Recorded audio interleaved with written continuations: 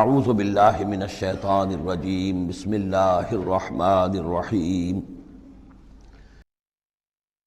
اذا جاءك المنافقون قالوا نشهد انك لرسول الله والله يعلم انك لرسوله والله يشهد ان المنافقين لكاذبون اتخذوا ايمانهم جنة فصدوا عن سبيل الله انهم ساء ما كانوا يعملون ذلك بأنهم آمنوا ثم كفروا فطبع على قلوبهم فهم لا يفقهون صدق الله العظيم رب اشرح لي صدري ويسر لي أمري واحلل عقدة من لساني يفقهوا قولي۔ قرآن مجید میں جو مدنی صورتوں کا یہ سب سے بڑا گلدستہ ہے، اس کے ہم 4 جوڑے پڑھ چکے ہیں، 3 جوڑے، سورہ حدید اور سورہ مجادلہ، پھر سورہ حشر اور سورہ ممتحنہ، پھر مرکزی جوڑا سورہ صف اور سورہ جمعہ۔ سورہ صف میں نے ایک بات کہی تھی کہ بعد میں جائزہ لے لیں گے، اگر تو ایمان حقیقی اور جہاد فی سبیل اللہ کا راستہ انسان اختیار کرے، وہ تجارت جو اللہ نے بتائی ہے، هل ادلکم علی تجارت تنجیکم من عذاب علیم، اس کا کیا حل ہے، کیا تجارت ہے؟ تؤمنون باللہ ورسولہ وتجاہدون فی سبیل اللہ باموالکم وانفسکم، یہ اگر کرتے ہو تو عذاب علیم سے بھی چھٹکارا ہے، تمہارے گناہ بھی معاف کر دیے جائیں گے، جنتوں میں داخل کیے جاؤ گے، مساکن طیبۃ فی جنات عدن دیے جاؤ گے۔ ایک خاص حد تک تمہارے ایمان اور عمل صالح کی جب ہم جانچ پرکھ کر لیں گے اور ثابت ہو گئے کہ تم نے حق ادا کر دیا، تو دنیا میں نصرت بھی آئے گی، فتح بھی ملے گی، اور سب سے بڑی بات یہ کہ تم اللہ کے مددگار قرار پاؤ گے۔ نہیں کرتے ہو اور ایمان کے دعوے ہیں اور اللہ سے محبت کے اور رسول سے عشق کے، تو کبر مقتا عند اللہ ان تقولوا ما لا تفعلون، اللہ تعالیٰ کی بیزاری شدید ہوتی چلی جا رہی ہے تمہارے اس طرز عمل پر، اور آگ سے چھٹکارا پانے کا خیال تمہارا خود ساختہ خیال ہے، امید موہوم ہے، اس لیے کہ کلام جو ہے یہ محمل کلام نہیں ہے۔ هل ادلکم علی تجارت تنجیکم من عذاب علیم، وہ تجارت تمہیں بتائی جائے جو عذاب علیم سے چھٹکارا دلا دے، وہ نہیں کرتے ہو اور چھٹکارا ہو گیا تو پھر یہ کلام غلط ثابت ہو گیا، پھر یہ کلام محمل ہے، بے معنی ہے۔ کرتے ہو تو سب کچھ ہے، اس کو کہتے ہیں ہماری فزیولوجی میں آل اور نن لا، وہ چیز ہوگی تو پوری ہوگی، نہیں ہوگی تو زیرو ہو جائے گی، پرسنٹیج نہیں ہے بیچ میں۔ مسلز کے بارے میں، یہ والنٹری مسلز جو ہوتے ہیں، ان کی کنٹریکشن جو ہوتی ہے آل اور نن، اگر تو سٹیمولس پورا مل جائے گا تو پوری کنٹریکشن ہوگی، اور اگر وہ سٹیمولس جو ہے کم ہے تو بالکل نہیں ہلے گا وہ، یہ نہیں کہ وہ درمیان میں، آل اور نن لا۔ اچھا، اس کے لیے جو آدمی چاہیے، کیسے ٹرین کرنا، کیسے تیار کرنا، وہ سورہ جمعہ۔ اب یہ جو دوسرا، بلکہ کہنا چاہیے کہ جو چوتھا جوڑا آ رہا ہے، اس میں ایک تو ترتیب آپ الٹی دیکھ رہے ہیں، پہلے آ رہی ہے وہ سورت جس میں کہ تسبیح کا ذکر نہیں ہے، بعد میں آئے گی سورہ تغابن جس میں تسبیح کا ذکر ہے۔ دوسری بات یہ کہ یہاں نفاق کا تذکرہ ہے، اور سورہ تغابن میں ایمان حقیقی پر جامع ترین سورت ہے۔ میں نے آپ کو پہلے ہی بتایا تھا کہ وہ مباحث، اب نفاق کی جو بحثیں آئی ہیں سورہ نساء اور سورہ توبہ کا تو اکثر حصہ اس پر مشتمل ہے، اور بھی تقریباً تمام مدنی صورتوں کے اندر وہ ذکر موجود ہے، کہیں ذرا ڈھکا چھپا ہے جیسے سورہ بقرہ میں، کہیں کھلم کھلا ہے، اعلانیہ ہے۔ اسی طریقے سے ایمان کی بحثیں تو پوری مکی قرآن میں پھیلی ہوئی ہیں، اور اس کے بلکہ اور خلاصے نکال نکال کر بہترین جو ہے مدنی قرآن میں بھی لکھ دیے گئے ہیں، آیات الآیات ہے، آیت الکرسی ہے۔ لیکن ایک خلاصہ 11 آیتوں پر مشتمل نفاق کی حقیقت پر یہ سورہ منافقون، یہ منفی ہے، مثبت شے کیا ہے؟ ایمان۔ 18 آیتوں پر مشتمل جامع ترین سورت قرآن حکیم کی ایمان کے موضوع پر سورہ تغابن۔ نفاق کے بارے میں چند باتیں سمجھ لیجئے جو اگرچہ پہلی بحث میں بہت آ چکی ہیں، لیکن آج پھر میں بتا دینا چاہتا ہوں۔ نفاق کی 2 قسمیں، ایک وہ شخص جو شعوری طور پر دھوکہ دینے کے لیے ایمان لایا، وہ شروع ہی سے منافق ہے، ایک دن بھی اسے ایمان کی لذت نصیب ہوئی نہیں۔ سورہ آل عمران میں اس کی مثال موجود ہے، سازش کی، صبح کو ایمان لاؤ شام کو مرتد ہو جانا، تاکہ یہ اسلام کی جو ساکھ بن گئی ہے، گڈ ول بن گئی ہے، یہ ختم ہو جائے۔ تو ظاہر بات ہے جیسے کہ فرمایا گیا سورہ مائدہ میں وَقَدْ دَخَلُوا بِالْكُفْرِ وَهُمْ قَدْ خَرَجُوا بِهِ، وہ کفر کے ساتھ ہی داخل ہوئے تھے اور کفر کے ساتھ ہی نکل گئے، ان پہ ایک لمحہ بھی ایمان حقیقی کا آیا ہی نہیں۔ یہ بہت کم لوگ تھے اس قسم کے منافق۔ اصل منافق جو وہ کون تھا؟ دعوت آئی، دعوت نے قبول، دل نے قبول کیا، بات ٹھیک ہے، صحیح بات ہے، چلو پیش قدمی کرو، لیکن تھے کم ہمتیں، بزدل، تھڑ دلے۔ اب ظاہر بات ہے یہ دعوت تھی انقلابی دعوت، انقلابی دعوت میں تصادم کے مراحل آتے ہیں، اور وہاں جو ہے تکلیفیں، آزمائشیں، مصیبتیں، ایثار مال، بذل نفس، یہاں تک کہ وہ مرحلہ بھی آ سکتا ہے کہ نقد جان ہتھیلی پر رکھو اور میدان میں آ جاؤ۔ اب جو ذرا کمزور لوگ تھے ان کی ٹانگیں ذرا ہلنی شروع ہوئی، کپ کپی۔ پہلا مرحلہ یہ ہوا ان میں کہ انہوں نے اپنی قصور کو ماننا، ہم سے خطا ہو گئی، غلطی ہوئی۔ یہ سورہ توبہ میں پڑھ چکے ہیں، خلطوا عملا صالحا وآخر سیئا۔ اب یہ ہے کہ کسی اچھے کام بھی کر رہے ہیں، کسی کوئی برا کام بھی کر دیا، کبھی کوئی لبیک بھی کہہ دیا، کبھی کہیں کھسک گئے، لیکن اپنی غلطی مان لی کہ حضور ہم سے غلطی ہوئی، ہم کوئی جھوٹا بہانہ نہیں بناتے، آپ جو سزا چاہیں دے لیں، ہم حاضر ہیں۔ اس درجے کو کہیں گے ضعف ایمان، یہ نفاق نہیں ہے، ضعف ایمان۔ اگلا درجہ آتا ہے جب آدمی کی جو جھوٹی عزت نفس ہے، اخذت العزت بالاسم، وہ جھوٹی عزت نفس اسے کہتی کب تک مانو گے اپنی خطائیں، تو جھوٹا بہانہ کر دیا کرو، یہ تھا مسئلہ، وہ تھا مسئلہ، یوں تھا، ایسا تھا، خدا کی قسم نہیں، وہ تیسرا مرحلہ آئے گا۔ جھوٹا بہانہ جہاں شروع کیا نفاق شروع ہو گیا۔ لہذا منافقین کے ضمن میں ہمیشہ آپ کذب کذب کذب اس کو دیکھیں گے۔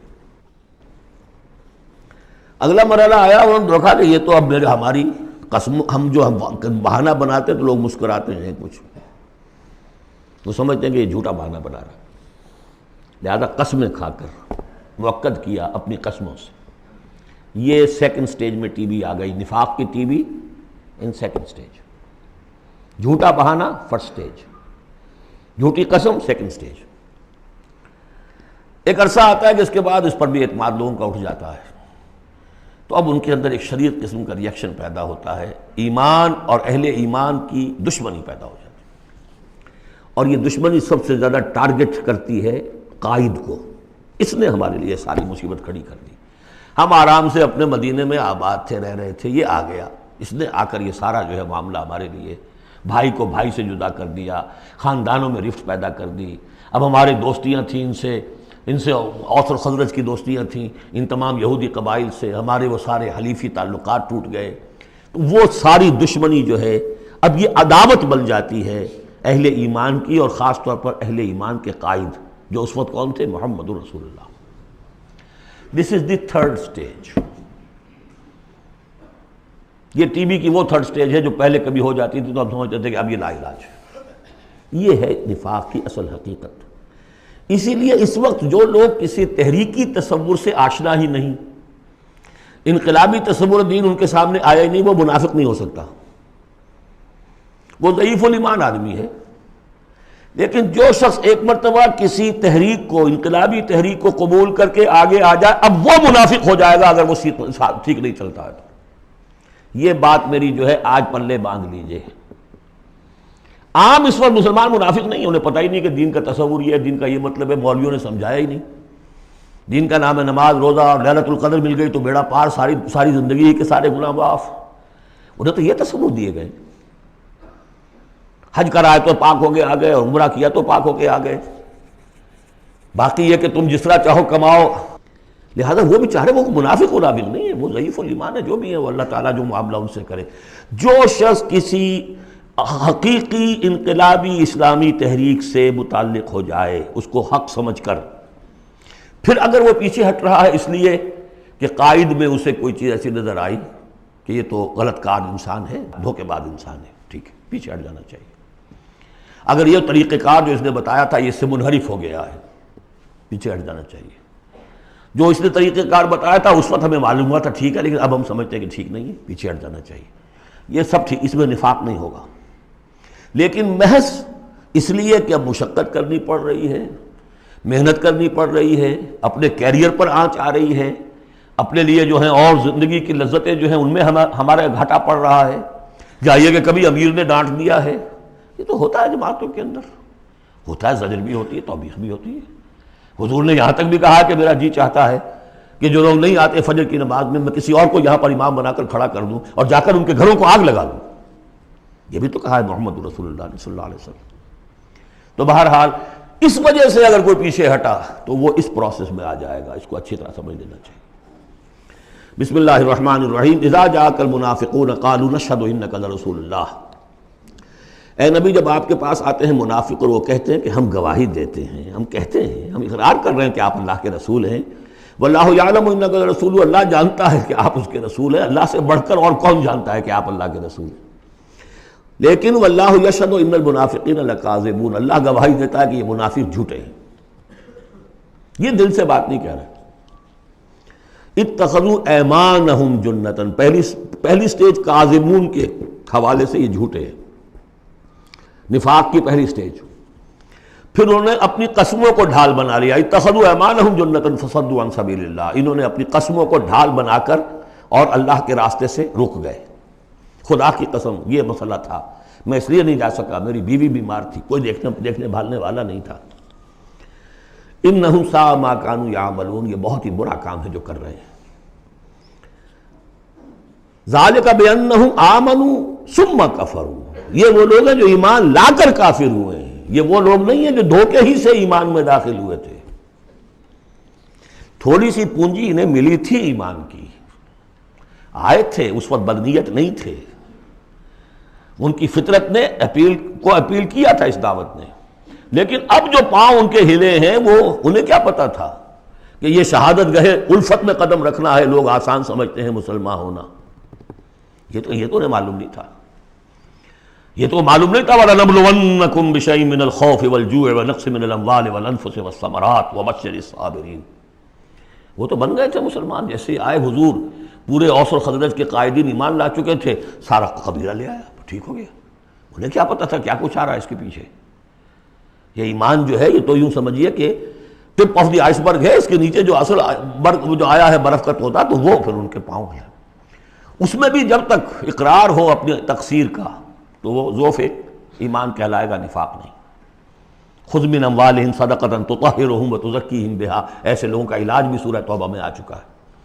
لیکن جھوٹ بہانا پہلی منزل، جھوٹی قسم دوسری منزل، اور پھر عداوت آگے آئے گی چل کر اسی صورت میں. ذالک بانہم آمنوا ثم کفروا، یہ اس لیے کہ ایمان لائے پھر کفر کیا. فطبع علی قلوبہم، اب اللہ نے ان کے دلوں پر مہر کر دی ہے. فہم لا یفقہون، اب یہ تفقہ حقیقی تفقہ سے خالی ہو چکے. وَإِذَا رَأَيْتَهُمْ تُعْجِبُكَ أَجْسَامُهُمْ، جب اے نبی آپ انہیں دیکھتے ہو کہ جسم آپ کو بڑے اچھے لگتے ہیں، بڑے تن و توش والے ہیں. وَإِن يَقُولُوا تَسْمَعْ لِقَوْلِهِمْ، جب وہ آپ سے بات کرتے ہیں تو آپ بڑے غور سے سنتے ہیں. چودھری لوگ جو ہوئے، سرمایہ دار بھی ہوئے، چودھری بھی ہوئے، تو ان کی حیثیت ہے تو آپ توجہ سے سنتے ہیں ان کی بات. کأنہم خشب مسندہ، اے نبی یہ تو ان سوکھی لکڑیوں کے مانند ہیں جو اپنے بل پر نہیں کھڑی ہوا کرتی، انہیں ٹیک لگا کر کھڑا کیا جاتا ہے. یحسبون کل صیحۃ علیہم، اندر سے اتنے بودے ہیں کہ ذرا سی آہٹ ہوتی ہے تو ان کی جان پر بن جاتی ہے. وہ سمجھتے ہیں کہ پھر آئی کوئی مصیبت، کہیں اور سے پھر شاید کوئی حملے کی خبر آ رہی ہے اور پھر کوئی جنگ ہوگی، پھر کہیں گے نکلو اللہ کی راہ میں. یحسبون کل صیحۃ علیہم، اپنے اوپر ہی سمجھتے ہیں ہر آہٹ کو. ہم العدو، یہ تیسری سٹیج ہے. یہ اب اصل دشمن یہ ہے. باہر کا دشمن جو آ رہا ہے ابو جہل لشکر لے کر یا ابو سفیان لشکر لے کر، وہ اتنا خطرناک نہیں جتنے کہ یہ ہے. یہ مارے آستین ہے، یہ اندر سے ڈنک مارنے والا. ہم العدو، اصل دشمن یہ ہے. فاحذرہم، ان سے بچ کر رہو، چوکس رہو، چوکنے رہو، چاہے معاف کرتے رہو. یہ بات دوسری ہے. حضرت مسیح کا قول آپ کو سنا چکا ہوں کہ فاختہ کے مانند بے ضرر، لیکن سانپ کے مانند ہوشیار رہو. سانپ چوکنا کتنا ہوتا، لیکن سانپ ضرر بھی پہنچا دیتا ہے. تم چوکنے تو ویسے رہو جیسے سانپ ہوتا ہے، بے ضرر ایسے رہو جیسے کہ فاختہ ہوتی ہے. حضور کی یہی شان تھی جس نے آگے جھوٹی قسم کھائی جھوٹا، ٹھیک ہے بھائی جاؤ، ٹھیک ہے، مروت، شرافت، جس پر کہ پھر اللہ کی طرف سے گرفت بھی آ گئی. عفا اللہ عنک لما اذنت لهم، اللہ معاف کرے آپ کو، یا اللہ نے آپ کو معاف کر دیا، کیوں آپ نے ان کو اجازت دے دی. قاتلہم اللہ انا یوفکون، اللہ ان کو قتل کرے، گردن مارے اللہ ان کی، کہاں سے یہ پھرائے جا رہے ہیں.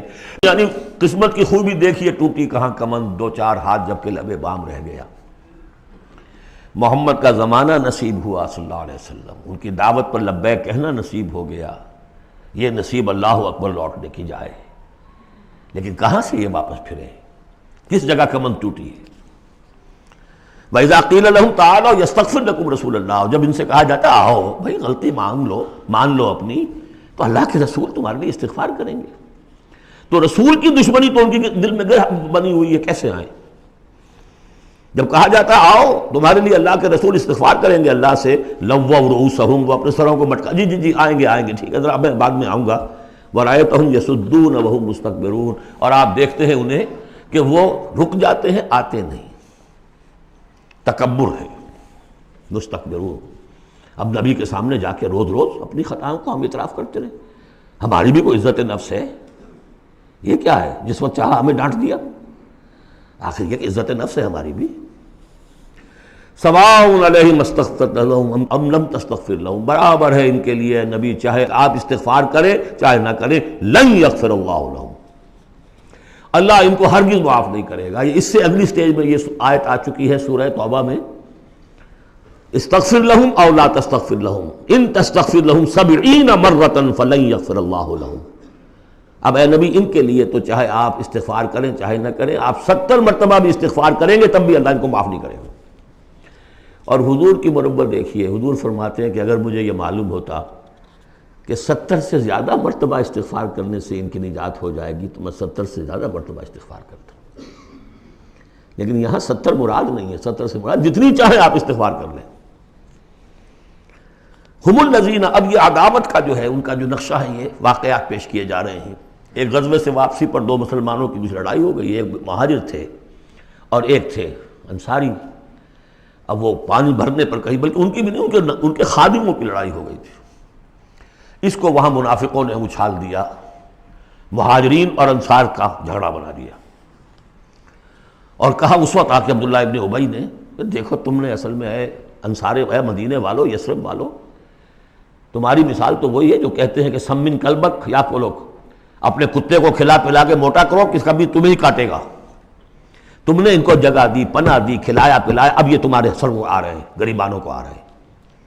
خدا کی قسم اگر ہم اب مدینے پہنچ گئے تو ان ذلیلوں کو وہاں سے نکال باہر کریں گے. ان کی یہ جرت، انصاری کا خادم اور ایک مہاجر کا خادم لڑے ایک انصاری کے خادم سے. ہم نے پناہ دی، اپنے ٹکڑے کھلائے ان کو، اپنی جگہ دی، اور آج یہ ہمارے سروں کو آ رہے ہیں، ہمارے منہ کو آ رہے ہیں. یہ بکواس اس نے کی. وہاں موجود تھے ایک نوجوان زید بن ارقم، انہوں نے جا کے حضور کو بتا دیا. حضور نے بلایا، نہیں جی جھوٹ پتہ میں نے نہیں کہا، یہ چھوکرے نے پتہ نہیں کہاں سے سن لیا، یہ چھوکرا کیا ہے یہ، اور آپ اس کی بات مان رہے ہیں میرے معاملے میں. خاموش رہے حضور. پھر یہ آیات اتر گئیں جس نے چھوکرے کو صحیح ثابت کیا کہ کہا انہوں نے یہ. تو حضور نے فرمایا کہ لڑکے کے کان نے غلط نہیں سنا تھا. لیکن ایک بات نوٹ کر لیجئے، ان معاملات میں بھی حضور کوئی اقدام نہیں کر سکے عبداللہ ابن ابی کے خلاف. یہ نوٹ کرنے کی بات ہے.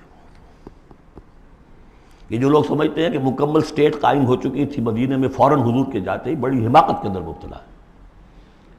یہ ضرور ہے کہ حضور کو وہاں ایک حیثیت حاصل ہو گئی، لیکن جو تصور ہمارا ہے اس زمانے میں سٹیٹ،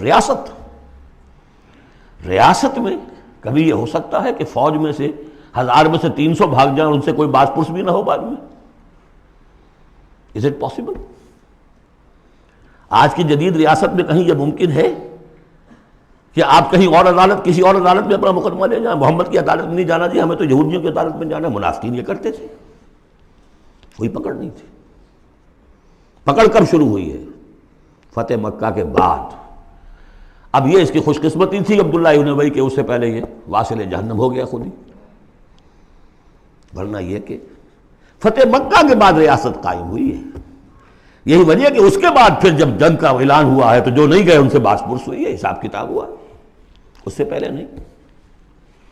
تو اصل مسٹیک جو ہے عبداللہ ابن ابی کا، یہاں پہ بھی خاموش۔ ایک موقع پر جب کہ تہمت کا معاملہ چل رہا تھا تو ایک دفعہ حضور کے زبان مبارک سے ایسے الفاظ بھی نکل گئے، دکھا دل، کہ کیا کوئی شخص نہیں ہے کہ جو مجھے اس ایذا رسان شخص جو ایذا پہنچا رہا ہے اس کی ایذا سے بچا سکے۔ اب اندیا ظاہر تھا صاف کہ کیا کوئی شخص اس کو قتل نہیں کر سکتا۔ اب واقعات مختلف آتے ہیں، ایک واقعے میں تو یہاں تک آتا ہے کہ سعد ابن معاذ موجود تھے، انہوں نے کہا کہ حضور آپ مجھے حکم دیجئے میں قتل کرتا ہوں اس کو۔ سعد ابن عبادہ تھے، وہ خزرج میں سے تھے، وہ فوراً تم یہ اس لیے کہہ رہے ہو کہ وہ خزرج کا آدمی ہے۔ تو معلوم یہ ہوا کہ وہ جو قبائلی عصبیتیں تھیں کسی نہ کسی درجے میں ابھی موجود تھیں، ایک دن میں صاف نہیں ہوتی یہ چیزیں۔ پھر حضرت سعد ابن عبادہ کہتے ہیں حضور سے، حضور اس شخص کے معاملے میں نرمی کیجئے، اصل میں اس شخص کو ہم بادشاہ بنانے کا فیصلہ کر چکے تھے، اس کے لیے ہم تاج تیار کر چکے تھے، آپ آئے تو اس کے سارے خواب جو ہیں وہ بکھر گئے، اس کا ایک طرز عمل ہے، لیکن یہ کہ اس کا اثر ہے ہمارے قبیلے میں۔ حکمت اور مصلحت کا تقاضا یہ ہے کہ اس کے خلاف اقدام نہ کیا جائے، یہ بات سمجھ میں۔ ابھی ریاست اس درجے کی نہیں تھی کہ ان تمام چیزوں کو بالکل، ان مصلحتوں کو بالکل نظر انداز کرتے ہوئے جو قدم چاہے اٹھا دیں، یہ نہیں۔ اب کتنا بڑا کفر ان کا چلا آ رہا ہے یہاں پر۔ ہم الذین یقولون لا تنفقوا علی من عند رسول اللہ حتی ینفضوا، یہی ہیں وہ لوگ جو کہتے ہیں کہ مت خرچ کرو ان پر جو اللہ کے رسول کے گرد جمع ہو گئے ہیں، دیکھنا ان بستیوں کو تم کے ویراں ہو گئیں، یہ سب بھاگ جائیں گے اگر تم ان کے اوپر خرچ نہ کرو، حتی ینفضوا، یہاں تک کہ وہ منتشر ہو جائیں۔ وَلِلَّهِ خَزَائِنُ السَّمَاوَاتِ وَالْأَرْضِ، حالانکہ اصل خزانے کائنات کے، آسمان اور زمین کے اللہ کے اختیار میں ہیں، وَلَٰكِنَّ الْمُنَافِقِينَ لَا يَفْقَهُونَ، لیکن ظاہر بات ہے کہ منافقین اس کا فہم نہیں رکھتے۔ يَقُولُونَ لَئِن رَجَعْنَا إِلَى الْمَدِينَةِ لَيُخْرِجَنَّ الْأَعَزُّ مِنْهَا الْأَذَلَّ، اور وہ کہتے ہیں اگر ہم مدینے لوٹ گئے، اب چونکہ فوج واپس آ رہی تھی ایک جنگ سے، اب جب مدینے پہنچ جائیں گے تو لازماً جو عزت والے ہیں نکال باہر کریں گے ان ذلیلوں کو، اور ذلیل سے مطلب کمزور، ذلیل کا مطلب جو ہے وہ ہماری زبان میں جو ہوتا ہے کمینہ، وہ نہیں ہے، ان کو ہم نکال باہر کریں گے۔ وَلِلَّهِ الْعِزَّةُ وَلِرَسُولِهِ وَلِلْمُؤْمِنِينَ، حالانکہ عزت تو اللہ کی ہے اور اہل ایمان کی ہے، اللہ کے رسول کی ہے اور اہل ایمان کی ہے۔ وَلَٰكِنَّ الْمُنَافِقِينَ لَا يَعْلَمُونَ، لیکن یہ منافق جانتے نہیں۔ لیکن ہوا یہ کہ جب یہ قول پہنچا ہے، عبداللہ ابن ابی کے بیٹے کا نام بھی عبداللہ ہے، وہ بڑے مخلص نوجوان، خالص، صادق القول، صادق الایمان، انہیں معلوم ہے میرے باپ نے یہ کہا ہے، تو مدینے میں دروازے میں کھڑے ہو گئے ننگی تلوار لے کر، اپنے باپ سے کہا ہے کہ جب تک تم یہ نہیں مانو گے کہ تم ذلیل ہو، عزت ہے اللہ کے لیے اور اس کے رسول کے لیے اور اہل ایمان کے لیے، اس وقت تک مدینے میں گھسنے نہیں دوں گا۔ فریاد بھی کی، حضور سے بھی کہا، لیکن پھر کہنا پڑا اس کو کہ ہاں اللہ، اس کا رسول اور اہل ایمان عزت والے ہیں، ہم ذلیل ہیں، تب داخل ہوں گے۔ اب اگلی 3 آیات جو دوسرے رکوع کی ہیں اس میں اس کا علاج ہے۔ علاج جو ہے ایک پریونٹیو ہوتا ہے، کیوریٹیو۔ پریونٹیو یہ ہے کہ اس مرض کی چھوت نہ لگے، ٹیکہ لگاؤ، اسمال پاکس کا ٹیکہ لگا دو، چھوت نہیں لگے گی۔ ایک یہ کہ اگر ہو ہی جائے تو پھر یہ ہے کہ اس کا علاج۔ پریونٹیو کیا ہے؟ یا ایھا الذین آمنوا لا تلھکم اموالکم ولا اولادکم عن ذکر اللہ، اہل ایمان تمہیں غافل نہ کرنے پائیں تمہارے اموال اور تمہاری اولاد اللہ کی یاد سے۔ ومن یفعل ذلک فاولئک ھم الخاسرون، اور جو کچھ یہ کریں گے تو وہی خسارے میں رہیں گے۔ اب ذکر سے مراد صرف وہ ذکر نہ سمجھیے تسبیح، اللہ یاد رہے، اپنا فرض یاد رہے، آدمی چاق و چوبند رہے، اپنے فرض کی ادائیگی کے لیے کمر بستہ رہے، یہ سب ذکر میں ہے۔ جہاد سے غافل نہ کر دے تمہارے مال اور اولاد، ان میں اتنا انہماک ہو جائے کہ وقت ہی نہیں، میں کیا کروں جی، وقت ہی نہیں، وقت کہاں سے آئے گا؟ آپ نے معبود بنا رکھا ہے اپنے سٹینڈرڈ آف لیونگ کو، سٹیٹس کو، سٹیٹس سمبل معبود ہے، اب اسی کو پوج رہے ہیں آپ، صبح سے شام اور رات کے اوقات میں بھی سوچ بچار اسی کی ہے، تب کہیں جا کر وہ سمبل جو ہے قائم رہتا ہے، تو کیسے ہوگا؟ اس کا جو ہے کیوریٹو ٹریٹمنٹ وہ کیا ہے؟ دیکھیے، نفاق الف اس میں ڈال دیجئے، انفاق یہ اس کا علاج ہے۔ انفاق، خرچ کرو، خرچ کرو۔ نفاق کا اصل سبب کیا ہے؟ دنیا کی محبت۔ دنیا کا محبت کا سب سے بڑا مظہر کیا ہے؟ مال کی محبت، اور علاج بالمثل یہ ہوگا مال نکالو، یہ ہے اس کی اصل علاج۔ جیسے سورہ حدید میں ہم نے پڑھا تھا کہ زمین کے اندر ہل چلانا پڑے گا۔ ہل کیا ہے؟ ان المصدقین والمصدقات واقرضوا اللہ قرضا حسنا یضاعف لهم ولهم اجر کریم والذین آمنوا باللہ ورسلہ اولئک هم اب یہ گند نکال دو دل سے، پھر ایمان کا بیج پڑے گا تو لہلائے گی کھیتی، پھر صدیقیت کی طرف جاؤ چاہے شہادت کی طرف۔ یہ تمہاری استاد تباہ ہے۔ وَأَنفِقُوا مِمَّا رَزَقْنَاكُم مِّن قَبْلِ أَن يَأْتِيَ أَحَدَكُمُ الْمَوْتُ، اور خرچ کر دو اس میں سے جو کچھ ہم نے تمہیں دیا ہے، اس سے پہلے کہ تم میں سے کسی کی موت کا وقت آئے۔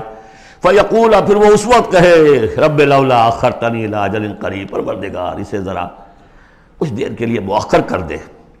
فَأَصَّدَّقَ وَأَكُن مِّنَ الصَّالِحِينَ، تو میں بڑی تصدیق کروں گا اور خیرات و صدقات سارا کچھ دے دوں گا اور میں بالکل صالحین میں سے ہو جاؤں گا۔ وَلَن يُؤَخِّرَ اللَّهُ نَفْسًا إِذَا جَاءَ أَجَلُهَا، جب کسی جان کا وقت آ جائے گا، وقت معین، پھر اللہ اسے کسی صورت مؤخر نہیں کرے گا۔ قوموں کی اجل تو پھر بھی مؤخر ہوئی ہے، قوم یونس کی ہو گئی ہے، لیکن یہ کہ انفرادی اجل کبھی مؤخر نہیں ہوتی۔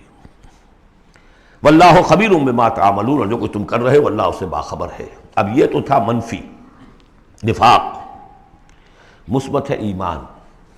ایمان کے سلسلے میں جو باتیں سورہ حدید میں آئی تھیں، اب یہ پوری صورت، وہاں جو آیا تھا قتال اور جہاد اور حدید، یہ ساری چیزیں آئی تھیں نا، انزلنا الحدید، اور انبیاء کی بعثت کا مقصد، وہ سارا مضمون سورہ صف میں آ چکا ہے۔ اس کے لیے کیسے انسان آئیں گے وہ سورہ جمعہ میں آ چکا ہے۔ سورہ حدید میں بھی آیا تھا هو الذی ينزل علی عبدہ آیات بینات لیخرجکم من الظلمات الی النور، وہی ہے اللہ جو نازل کر رہا ہے اپنے بندے پر آیات بینات تاکہ وہ نکالے تمہیں اندھیروں سے روشنی کی طرف۔ لیکن سورہ تغابن میں ایمانی مباحث اور یہ جامع ترین صورت ہے۔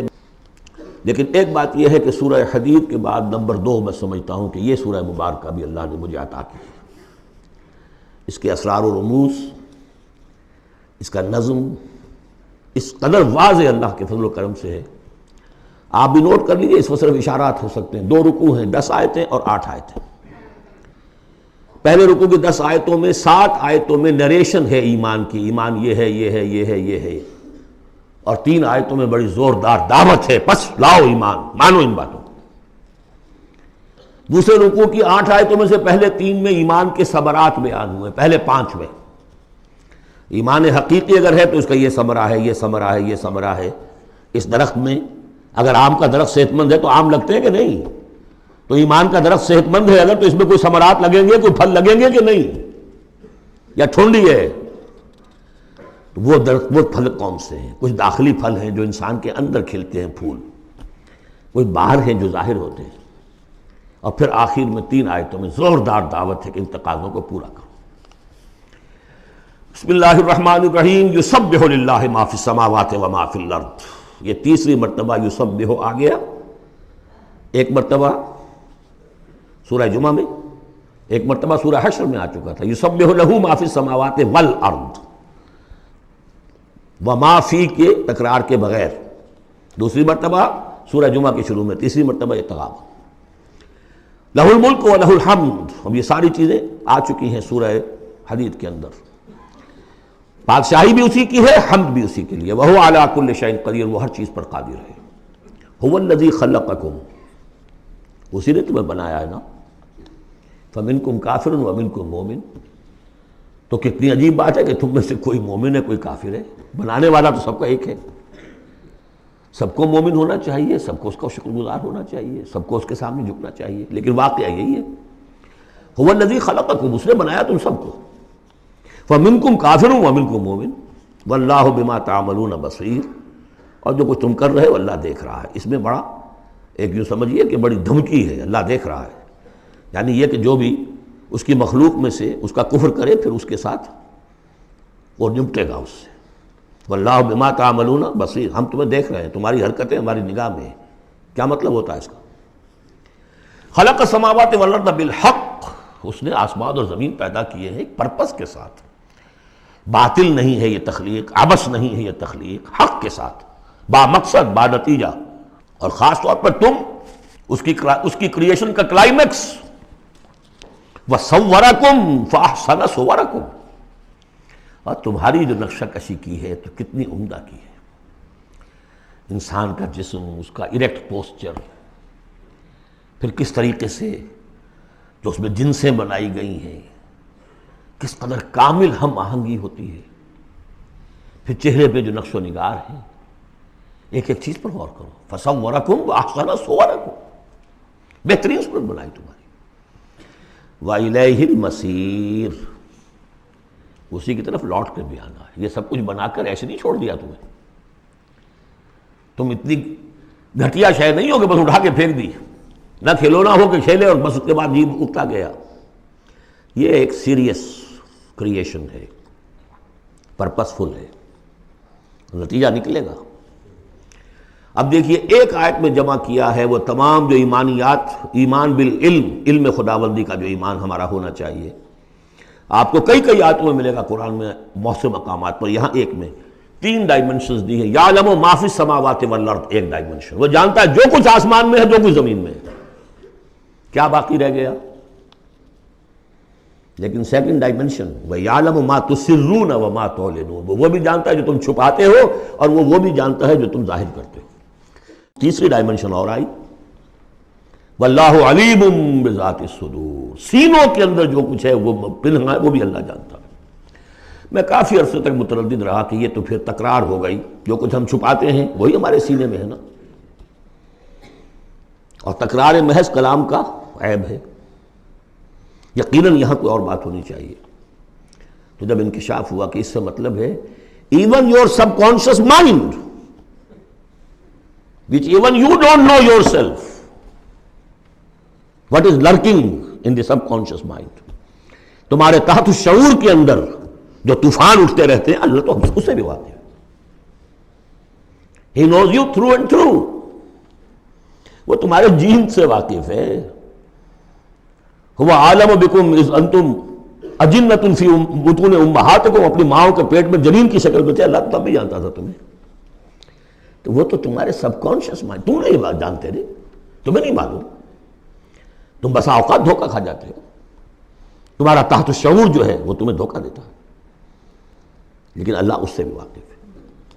الم یاتکم نبأ، اب 4 آیتیں ہو گئی ایمان باللہ پر، اگرچہ اسی میں مضمر ہے ایمان بالآخرہ بھی، معاد بھی. 2 آیتیں ایمان باللہ پر. الم یاتکم نبأ الذین کفروا من قبل، کیا تمہارے پاس خبریں آ نہیں چکی ہیں ان لوگوں کی جنہوں نے کفر کیا تھا پہلے؟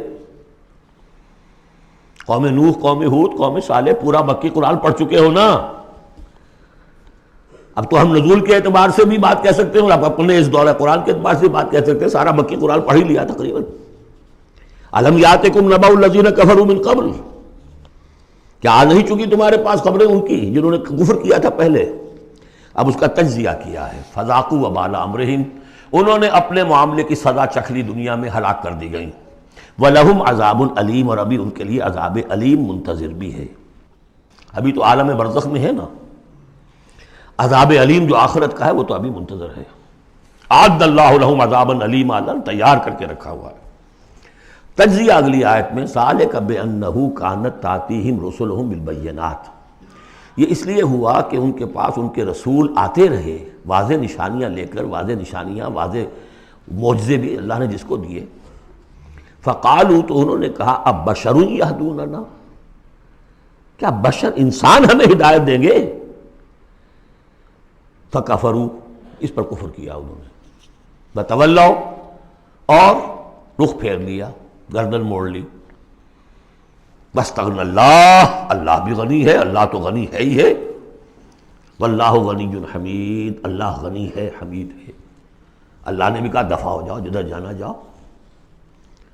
اب یہاں آیا بہت باریک نکتہ، شاید آپ کو بھی وہ برا لگے، اچھا نہ لگے. دیکھیے ایک ہی بیماری ہوتی ہے،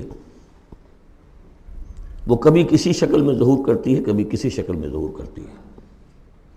وہی کینسر ہے، اس کی کسی جگہ کا جا کر کوئی سیکنڈری بنے گی تو اس کی کچھ اور شکل ہو جائے گی، کسی اور ٹیشو میں کسی اور جگہ جائے گی تو اور شکل ہو جائے گی. بیماری یہی ہے کہ جب رسول آتے تھے تو لوگوں نے کہا یہ تو بشر ہیں، رسول کیسے ہو سکتے ہیں؟ سمجھ میں آ رہا ہے؟ یہی بیماری آئی بعد میں، جس کو رسول مان لیا، یہ بشر کیسے ہو سکتے ہیں؟ کوئی فرق ہے اس میں؟ وہاں بشر سامنے تھا، ہاتھ پاؤں والا، اس کا بیٹا ہے، اس کا پوتا ہے، اس کا پڑپوتا، ہم جانتے ہیں اس کو، کون ہے یہ وہی تو ہے نا، بشر سامنے تھا۔ بشریت کی بنا پر رسالت کا انکار، نبی کیسے ہو سکتا؟ اور جس نے نبی مان لیا خدا بناؤ، یا تو اس کو خدا کا بیٹا تو بناؤ کم سے کم، اور نہیں تو کم سے کم بشریت سے تو نکالو اس کو۔ ایک ہی مرض ہے، ایک ہی مرض ہے۔ آخر یہی کوئی تو وجہ ہے نا، قرآن کتنی دفعہ کہلواتا ہے، قل انما انا بشر مثلکم یوحی الی انما الہکم الہ واحد۔ آخری آیت ہے سورہ کہف کی، اے نبی کہیے، ڈنکے کی چوٹ کہیے کہ میں ایک بشر ہوں تمہاری طرح کا۔ ہاں وہی ہوئی ہے مجھ پر کہ تمہارا الہ تو ایک ہی ہے، اور وہ الہ اللہ ہے۔ فمن کان یرجو لقاء ربہ فلیعمل عملا صالحا ولا یشرک بعبادۃ ربہ احدا۔ البتہ ایک دوسری انتہا بھی ہمارے ہاں ہے، کچھ لوگوں نے اس نقطے کو ایمفیسائز کرنے کے لیے، جیسے ہم بھی کبھی کسی بات پر زور دینے میں کبھی کوئی لفظ ذرا مناسب سے ہٹ کر غیر مناسب لفظ ہم استعمال کر بیٹھتے ہیں۔ ہمارے بزرگوں سے بھی ہوا، کسی نے کہا بڑے بھائی بنا دیا، کسی نے کوئی اور مثال دے دی۔ ایسی بات بھی نہیں ہے۔ نبی کے بعض خصائص ایسے بھی ہیں کہ جو واقعتاً عام بشر کے نہیں ہیں۔ یہ حدیث بھی تو محمد رسول اللہ کی صلی اللہ علیہ وسلم،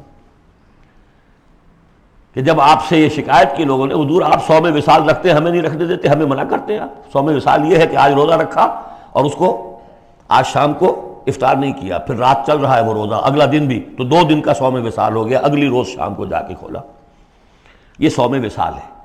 پھر 3 دن کا، 4 دن کا آپ تو رکھتے ہیں، ہمیں اجازت نہیں دیتے۔ فرمایا ایکم مثلی، تم میں سے کون مجھ جیسا ہے؟ ابھی تو عند ربی، میں اپنے رب کے پاس رات گزارتا ہوں، وہ یطعمنی ویسقین، وہ مجھے کھلاتا پلاتا ہے۔ تو بعض پہلو ہے، نبی اپنی پشت سے بھی دیکھتا تھا صلی اللہ علیہ وسلم، ہم تو نہیں دیکھتے۔ تو خصائص ہیں۔ پھر نبی کو ساری سیر کرا دی گئی آسمانوں کی، زمین کی، کہاں لے گئے؟ عند سدرۃ المنتہی، عندہا جنت المأوی، اذ یغشی السدرۃ ما یغشی، ما زاغ البصر وما طغی۔ تو یہ معاملہ بھی نہیں، لیکن بنیادی طور پر وہ انسان ہے، انسانی عواطف و میلانات بھی تھے۔ چوٹ لگتی تھی تو درد ہوتا تھا، زخم کا وار لگا ہے تو اس پہ سے خون کا فوارہ چھوٹا ہی چھوٹا ہے، بچہ فوت ہو رہا ہے تو آنکھوں میں آنسو آئے ہی آئے ہیں، کبھی بددعا بھی نکل گئی ہے۔ کیف یہدی اللہ قوما خضبوا وجہ نبیہم بالدم، سب پڑھ چکے ہیں ہم یہ پورا قرآن مجید میں۔ لیکن یہ ہے کہ رسالت کا انکار بربنائے بشریت اور بشریت کا انکار بربنائے رسالت، یہ دونوں چیزیں غلط ہیں، اور یہ ہم بدل ہیں۔ ذالک بأنہ کانت تأتیہم رسلہم بالبینات فقالوا بشر یہدوننا فکفروا وتولوا واستغنی اللہ واللہ غنی حلیم۔ اب ایک آیت میں آ رہی ہے ایمان بالآخرہ، زعم الذین کفروا، ذرا اس کے زور کا اندازہ کیجئے گا۔ زعم الذین کفروا ان لن یبعثوا، زوم ہو گیا ہے انہیں، غلط خیال ہو گیا ہے کہ وہ اٹھائے نہیں جائیں گے۔ قل، اب ذرا نوٹ کیجئے، بلا وربی لتبعثن ثم لتنبؤن بما عملتم، کہہ دو اے نبی کیوں نہیں، اور مجھے میرے رب کی قسم ہے۔ کون کھا رہا ہے قسم؟ محمد رسول اللہ صلی اللہ علیہ وسلم۔ لتبعثن، تم لازماً اٹھائے جاؤ گے، ثم لتنبؤن بما عملتم۔ یہ اس پر جو خطبہ تھا حضور کا، پہلا خطبہ جو آپ نے دیا ہے بنو ہاشم کو دعوت میں، وہ میرے کتابچے میں موجود ہے، دعوت اللہ اردو میں اور کال ٹو اللہ انگریزی میں، اس کا متن موجود ہے، وہ ہے کہ اس کی شرح ہے۔ واللہ لتموتن کما تنامون ثم لتبعثن کما تستيقظون ثم لتجزون بالاحسان واحسانا، واللہ لتموتن کما تنامون، خدا کی قسم تم سب مر جاؤ گے جیسے روزانہ رات کو سو جاتے ہو۔ ثم لتبعثن کما تستيقظون، جیسے روزانہ صبح کو بیدار ہو جاتے ہو ایسے اٹھا لیے جاؤ گے قیامت کے دن۔ ثم لتحسبن بما تعملون، پھر تمہارا حساب کتاب لیا جائے گا جو تم نے عمل کیا ہے۔ ثم لتجزون بالاحسان احسانا وبالسوء سوءا، پھر بدلہ ملے گا بھلائی کا بدلہ، برائی کا بدلہ۔ وانھا لجنۃ ابدا او لنار ابدا۔ قل بلا وربی لتبعثن ثم لتنبؤن بما عملتم وذلک علی اللہ یسیر، اور یہ اللہ پر بہت آسان ہے۔ 7 آیتیں پوری ہو گئیں، 4 ذات و صفات، 2 رسالت، 1 آخرت۔ اب سنیے، فآمنوا باللہ، یہ فا بہت اہم ہے یہاں پر، بس ایمان لاؤ اللہ پر اور اس کے رسول پر، والنور الذی انزلنا، اس نور پر جو ہم نے نازل فرمایا، واللہ بما تعملون خبیر، جو کچھ تم کر رہے ہو اللہ اس سے باخبر ہے۔ اب یہاں دیکھیے ریورس ہو جائے گا آرڈر، ریشو پروپورشن۔ اب یہاں ایک آیت میں اللہ اور اس کے رسول کا ذکر آ گیا، اور اس میں بھی واللہ بما تعملون خبیر کے اندر آخرت کا ذکر ہے، اللہ باخبر ہے۔ تو اللہ کے پاس یہ ساری خبریں اس نے رکھی ہوئی ہیں، کوئی ریسرچ، وہ تھیسس لکھنا ہے اس کو تمہیں سزا دینے کے لیے۔ لیکن اب 2 آیتیں آ رہی ہیں شاندار آخرت کے لیے، یوم یجمعکم لیوم الجمع ذالک یوم التغابن، جس دن کے وہ جمع کرے گا تمہیں، اس جمع ہونے والے دن وہ ہے ہار اور جیت کے فیصلے کا دن۔ جو اس روز جیتا وہ جیت گیا، جو اس روز ہارا وہ ہار گیا۔ یہ دنیا کی ہار اور جیت کیا ہے؟ کچھ بھی نہیں۔ ایک ڈرامے کے اندر کوئی جیت گیا کوئی ہار گیا، نہ وہ جیت ہے اور نہ یہ ہار ہے۔ اصل جیتا وہ جو وہاں جیتا، اصل ہارا وہ جو وہاں ہارا۔ ذالک یوم التغابن، وہ ہے ہار اور جیت کے فیصلے کا دن۔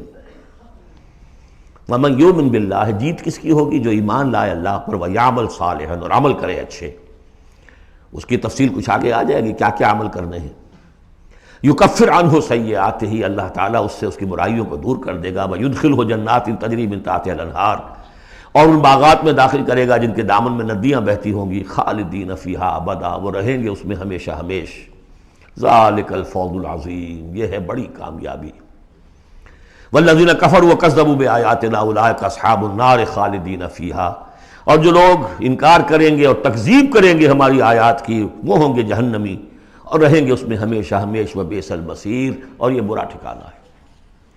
10 آیات میں ایمانیات ثلاثہ کی بہترین جامع ترین تعبیر، تجزیہ، اور ایک زوردار دعوت ایمان، فآمنوا باللہ ورسولہ۔ اب جو 8 آیات ہیں 5 میں اب ثمرات ایمانی۔ پہلا ثمرہ کیا ہے؟ ما صاب من مصیبت الا باذن اللہ ومن یؤمن باللہ یہد قلبہ واللہ بکل شیء علیم۔ اگر اللہ پر ایمان حقیقت میں دل میں پیدا ہو گیا تو تمہیں معلوم ہے کہ پتہ تک جنبش نہیں کر سکتا جب تک کہ اللہ کا اذن نہ ہو۔ تم پر کوئی مصیبت کیا بغیر اللہ کے اذن کے آ گئی ہے؟ کیا بغیر اس کے علم کے آ گئی ہے؟ اور اگر اللہ کے اذن سے آئی ہے تو تمہارے ایمان کا تقاضا ہے کہ سمجھو کہ اس میں خیر ہی ہوگا، چاہے یہ مجھے اس وقت بری لگ رہی ہے، مجھے اچھی نہیں لگ رہی ہے، خیر ہوگا۔ عسیٰ ان تکرہوا شیئا وہو خیر لکم۔ لہذا بندہ مومن کی زبان پر کیا دل میں بھی کبھی اللہ کے خلاف شکایت کا انداز پیدا نہ ہو۔ یہد قلبہ، تسلیم و رضا، جو اللہ کی طرف سے آئے۔ ہم بھی تسلیم کی خو ڈالیں گے، بے نیازی تیری عادت ہی صحیح۔ نہ شود نصیب دشمن کے شود ہلاک تیغت، سر دوستاں سلامت کے تو خنجر آزمائی۔ اے اللہ جو تیری طرف سے خیر، بیدک الخیر۔ یہ تسلیم و رضا ہے، مقام تسلیم۔ علامہ اقبال نے بہت پرشکو انداز میں کہا ہے کہ اقدہا کے مقام رضا کشود مرا، برو کشید ز پیچا کے ہست و بود مرا۔ آدمی میں تکلیف کیوں آئی، کیا آئی، اس نے کیا، اس نے کر دیا، یہ ہو گیا تھا، وہ ہو گیا تھا، یہ نہیں کرنا چاہیے تھا، میں نے یہ کام غلط کیا، لگے رہو اسی پیچ و تاب میں۔ بندہ مومن کہتا ہے جو آیا میرے رب کے حکم سے آیا، کوئی بھی ذریعہ بن گیا ہو وہ ٹھیک ہے، اس کے بدلہ لیں وہ ٹھیک ہے، وہ قانون کا معاملہ ہے۔ وَلَكُمْ فِي الْقِصَاصِ حَيَاةٌ يَا أُولِي الْأَلْبَابِ، اللہ کے خلاف شکایت نہیں۔ برو کشید نہ پیچا کہ ہست و بود مرا، یہ ہے، یہ تھا، یہ کیوں ہو گیا، یہ کیسے ہو گیا، اس سارے چکر سے مجھے نکال لیا۔ کس چیز نے نکال لیا؟ کہ عقدہا کے مقام رضا کشود مرا، یہ مقام رضا نے کیسے کیسے میرے عقدے حل کر دی۔ اب میں تفصیل میں جا نہیں سکتا، اس میں میرے بڑے بڑے کیسز موجود۔ یہ بتانا میں بھول گیا ہوں آپ کو کہ وہ جو منتخب نصاب جس کا میں تذکرہ کرتا آیا ہوں، یہ ساری صورتیں ان میں داخل ہیں۔ یہ اس کا چوتھا حصہ جو تھا سورہ صف، سورہ جمعہ، سورہ تغابن، سورہ منافقون، اور یہ سورہ تغابن دوسرے حصے کی صورت ہے، یہ ایمان کی حقیقت پر۔ سورہ فاتحہ، سورہ آل عمران کی آخری آیات، سورہ نور کی آیات نور، اور پھر یہ تغابن۔ تو پہلا ہے نتیجہ تسلیم و رضا۔ دوسرا نتیجہ، یہ تو اندر نکلا نا، دل کے اندر احساسات ہیں، یہ پھول اندر کھلتا ہے، باہر نظر نہیں آتا۔ باہر نظر آنے والا بڑا پھول کیا ہے؟ وَأَطِیعُوا اللَّهَ وَأَطِیعُوا الرَّسُولَ فَإِن تَوَلَّیْتُمْ فَإِنَّمَا عَلَىٰ رَسُولِنَا الْبَلَاغُ الْمُبِینُ۔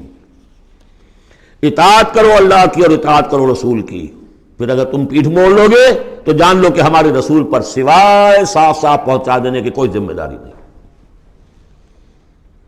باقی تمہیں خود جواب دہی کرنی پڑے گی۔ اس نے پہنچا دیا، اس نے حکم بتا دیا، اللہ کا یہ حکم ہے۔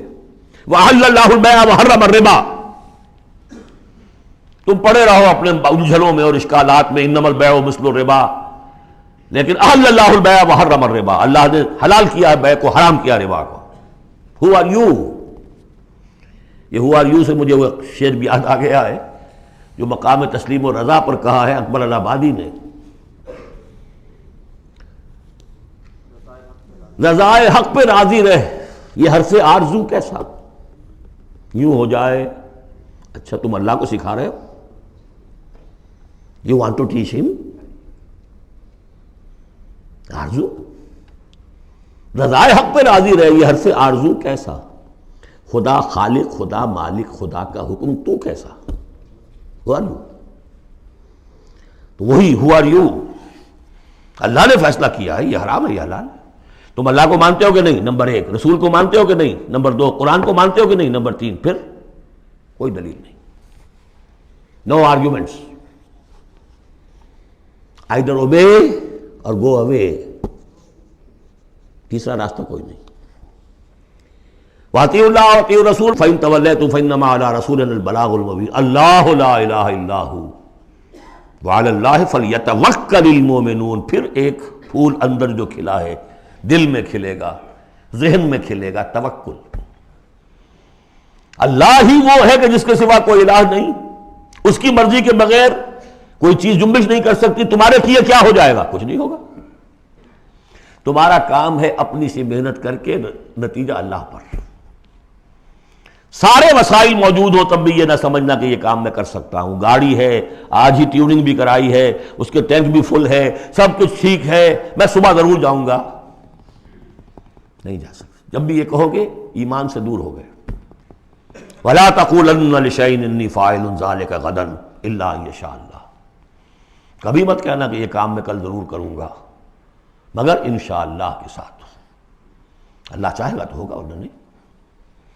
اور سارے تمہارے پاس وسائل ہیں، تم کہو گے فتح ہی فتح ہے اب تو وہ حال ہو جائے گا جو غزوہ حنین میں ہوا تھا۔ اذ اعجبتکم کثرتکم، 12,000 کی تعداد، اور ایسی بھگدڑ مچی کہ چند 100 آدمی رہ گئے۔ یہ بھی بڑی محنت کر کے سید سلیمان ندوی صاحب نے کھود کریٹ کے نکالے ہیں کہ 300-400 آدمی تھے۔ استاد نے جو لکھا ہے شبلی نے، وہ تو یہ ہے کہ 30-40 مسلمان رہ گئے تھے صرف 12,000 میں سے۔ تیسرا یہ پھول ہو گیا اندر والا۔ اب چوتھا، بڑے خطرناک معاملات آ رہے ہیں، ذرا توجہ سے سنیے۔ یا ایھا الذین آمنوا ان من ازواجکم واولادکم عدوا لکم فاحذروہم۔ اے ایمان کے دعوے دارو، تمہاری بیویوں اور تمہاری اولاد میں سے تمہارے دشمن ہیں، ان سے اپنے آپ کو بچا کر رکھو۔ فاحذروہم، یہی ہم پڑھ چکے ہیں پہلے لفظ، حضور سے کہا گیا تھا ہم العدو فاحذرہم قاتلہم اللہ انا یؤفکون۔ بیوی کی محبت ہے، بیوی کی فرمائش یہ ہے۔ اب میاں صاحب جو ہیں کیا کہیں، مجبوری، بچوں کو اچھے سے اچھا تعلیم دینی ہے، حلال سے نہیں ہوتی، حرام سے۔ گھر بار چھوڑو، ملک چھوڑو، جاؤ باہر، بوڑھے ماں باپ مر رہے، پانی دینے والا کوئی نہیں، اور ڈالر اور پیٹرول ڈالر کمانے کے لیے بیٹے گئے ہوئے باہر، کیا کریں؟ مکان بنانا ہے، یہ کرنا تھا، وہ شروع کی تھی، کوٹھی شروع کی تھی، وہ ابھی تک مکمل نہیں ہوئی ہے، وغیرہ وغیرہ۔ اور کہیں اگر اللہ نے توفیق دے دی ہے دین کی طرف بڑھنے کی اور کام کرنے کی، تو سب سے پہلے تو آڑے آتی ہے عام طور پر بیوی. دماغ خراب ہوا آپ کا، وہ بھی تو بڑا دیندار ہے، آپ سے زیادہ لمبی داڑھی ہے اس کے، وہ تو ساری رشوتیں بھی لیتا ہے اور یہ بھی کرتا ہے وہ بھی کرتا ہے، آپ ہی بڑے دیندار بن کر آ گئے. ناشتے پہلے ہوتے تھے پراٹھوں کے اور انڈوں کے، اور اب مل رہی ہے سوکھی روٹی. ظاہر بات ریزنٹمنٹ تو ہوگی. ان من ازواجکم واولادکم عدوا لکم فاحذروہ. یہ بالکل الٹی باتیں ہیں ہمارے تصورات کے بالکل برعکس. انقلابی تحریک کے اعتبار سے 100% ہر چیز فٹ بیٹھتی ہے. وہ تصور نہ ہو تو یہ ساری باتیں جو ہیں یہ ایسی منتشر ہو جاتی ہیں، انمل بے جوڑ سی ہیں. یا ایھا الذین آمنوا ان من ازواجکم واولادکم عدوا لکم فاحذروہم. لیکن اس کے ساتھ ہی دیکھیے بیلنس کیا ہے، یہ میرے نزدیک قرآن مجید کے اعجاز کا ایک بہت اہم مقام ہے، جہاں ایک طرف یہ بتا دیا چوکس رہو چوکنے رہو، سانپ کی طرح ہوشیار رہو، بیوی اور اولاد کی محبت تم سے کوئی غلط کام نہ کرا دے. لیکن یہ بھی نہیں کہ گھر کو آپ میدان جنگ بنا لیں، بلکہ معاف کرو، بخش دو. ساتھ یہ بھی ہے بیلنس کا ہے. وَإِن تَعْفُوا وَتَصْفَحُوا وَتَغْفِرُوا. 3 الفاظ آ رہے ہم معنی، اگرچہ معنی مختلف ہے. عفو کہتے ہیں کسی کو ڈھیل دینا. داڑھی کے لیے بھی آیا ہے حدیث میں اعف اللحا، داڑھیاں چھوڑو، داڑھیوں کو بڑھاؤ. عفو کے معنی ایک تو پکڑ لیا فوراً چھوڑو، ڈھیل دو. تصفحوا، کبھی کبھی ایسا بھی ہو کہ کوئی غلطی ان کی دیکھی اور ذرا دیکھی اندیکھی کر دی، چہرہ اپنا پھیر لیا، اسے پتہ ہی نہ چلے کہ دیکھا ہے، ابا جان نے دیکھا ہے یا شوہر نے دیکھا ہے. کیونکہ ہر بات پر پکڑیں گے اگر آپ تو ضد بھی پیدا ہو جائے گی، کسی وقت جو ہے ایک نیگیٹو سائیکالوجی ڈیولپ ہو جائے گی. تغفروا بخش دینا، یعنی جیسے کہ مغفر جو ہے سر کو ڈھانپ لیتا ہے، ڈھانپ دینا ان کی غلطی کو. وَإِن تَعْفُوا وَتَصْفَحُوا وَتَغْفِرُوا فَإِنَّ اللَّهَ غَفُورٌ رَحِيمٌ. تو اللہ بھی تو غفور اور رحیم ہے نا. تم چاہتے ہو کہ نہیں؟ جیسے سورہ نور میں آیا تھا کہ اے ابو بکر تم نے اپنے اس بھانجے یا اپنے عزیز مصطح کا جو ہے جو مدد کرتے تھے روک دیا ہے. کیا تم نہیں چاہتے کہ اللہ تمہیں معاف کرے؟ اگر تم چاہتے ہو اللہ تمہیں معاف کرے تم بھی اس کو معاف کرو. وَإِن تَعْفُوا وَتَصْفَحُوا وَتَغْفِرُوا فَإِنَّ اللَّهَ غَفُورٌ رَحِيمٌ. اب یہ آ گیا، دیکھیے پہلے ایک انڈیویجول، ایک مرد مومن، اس کی زندگی میں 2 پھول اندر کھلے، ایک باہر والا پھول جو ہے وہ گوبھی کا پھول ہے بہت بڑا، اندر والا ہے تسلیم و رضا توکل، اور باہر والا جو ہے اطیعوا اللہ واطیعوا الرسول. وہ تو ظاہر بات ہے کہ پورے دین کے اوپر جو ہے وہ محیط ہو گیا جو بھی حکم ہے. لیکن اب اس کے بعد ایک فرد کے گرد سب سے پہلا حلقہ کیا ہے؟ اس کی اولاد، اس کا گھر. ان من ازواجکم واولادکم عدوا لکم. یہ تمہارا ایٹیچیوڈ ہونا چاہیے اپنے گھر میں. ایک طرف تو وہ جو طبعی محبتیں اللہ نے ڈالی ہوئی ہیں، کہیں وہ تم سے تمہاری منزل کھوٹی نہ کرا دیں، کہیں دین کے راستے پر بڑھنے سے رکاوٹ نہ بن جائے. ہوشیار ہو، فاحذروہم، ان سے بچو. لیکن ساتھ ہی ہے کہ گھر کی فضا کے اندر عفو، درگزر. دوسرا انما اموالکم واولادکم فتنہ. جان لو تمہارے مال اور تمہاری اولاد تمہارے لیے فتنہ ہے، اسی پر تو ہم آزما رہے ہیں تمہیں. زین للناس حب الشہوات من النساء والبنین والقناطیر المقنطرۃ من الذهب والفضة والخیل المسومۃ والانعام والحرث. یاد ہے کہ نہیں سورہ آل عمران کی آیت؟ اللہ نے یہ محبتیں ڈالی ہیں، کبھی تو امتحان ہے، آزمائش ہے. یہ محبتیں ہی نہ ہو تو سب کے سبھی اللہ کے بندے بن جائیں. دیکھنا تو یہی ہے کہ تم کس کس چیز کو، کس کس ریزسٹنس کو، کس کس ہرڈل کو عبور کر کے آ سکتے ہو ہمارے پاس. انہی پتھروں پہ ہو کر اگر آ سکو تو آؤ. میرے گھر کے راستے میں کوئی کہکشاں نہیں ہے. جنت جو ہے وہ بہت ناپسندیدہ چیزوں سے گھیر دی گئی ہے. تو یہ اموال اولاد یہ تمہارے لیے فتنہ ہے. جانچے جا رہے. اولاد کو کیا بنانے کی فکر کی تھی تم نے؟ بندہ مومن بنانے کی فکر کی تھی یا ایک پیسہ کمانے والی مشین بنانے کی فکر کی تھی؟ اور اچھی طرح جان لیجئے کسی شخص کے دل میں ایمان کتنا ہے اس کا اصل انڈیکس وہ یہ ہے کہ وہ اپنی اولاد کو کیا بنا رہا ہے. اس نے خود کتنا ہی بہروپ جو ہے وہ بنا بیٹھا ہو، بہت بڑا عالم دین اور مسند نشین اور بہت بڑا صوفی اور بہت بڑا مرشد، لیکن یہ دیکھیے اس نے اپنی اولاد کو کیا بنانے کی کوشش کی ہے. اس کا اصل جو باطن ہے وہ وہاں نظر آئے گا، ویلیوز جو اس کے اندر ہیں وہ وہاں نظر آئیں گے۔ اب آئی تیسری بات، انما اموالکم واولادکم فتنہ واللہ عندہ اجر عظیم، اللہ ہی کے پاس اجر عظیم ہے۔ اولاد سے بھی تم یہ نہ سمجھنا کہ تمہارے بڑھاپے کا سہارا بن جائے گا، یہ بھی کچھ پتہ نہیں، کیا پتہ یہی اولاد بڑھاپے میں ٹھوکریں بھی مارے۔ ٹھوکریں اگر پاؤں سے نہیں ماریں گے، زبان سے ماریں گے، سینہ تان کر کھڑے ہو کر کہیں گے، باتیں کریں گے، ابا جان کیا آپ باتیں کرتے ہیں، دقیانوسی باتیں آپ کرتے ہیں، زمانہ بدل گیا، آپ کو کیا معلوم۔ لیکن اب آ رہا خلاصہ، فاتقوا اللہ ما استطعتم واسمعوا واطیعوا وانفقوا خیرا لانفسکم، اللہ کا تقوی اختیار حد امکان تک، اور سنو اور اطاعت کرو، سنو اور اطاعت کرو۔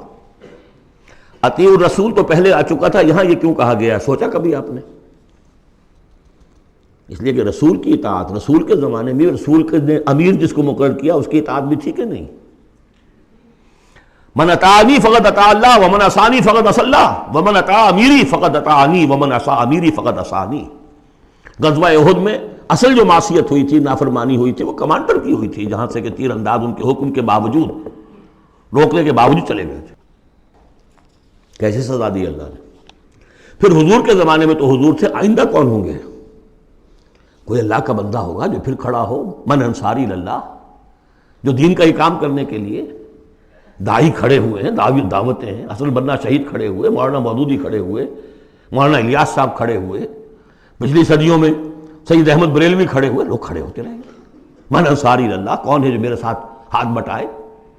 اب آپ دیکھیے اس زمانے میں کون ہے، قبول کیجئے، فاسمعوا واطیعوا، پھر اس کا حکم سنیے اور مانیے، ڈسپلن پارٹی، ورنہ کیا ہوگا؟ کچھ بھی نہیں۔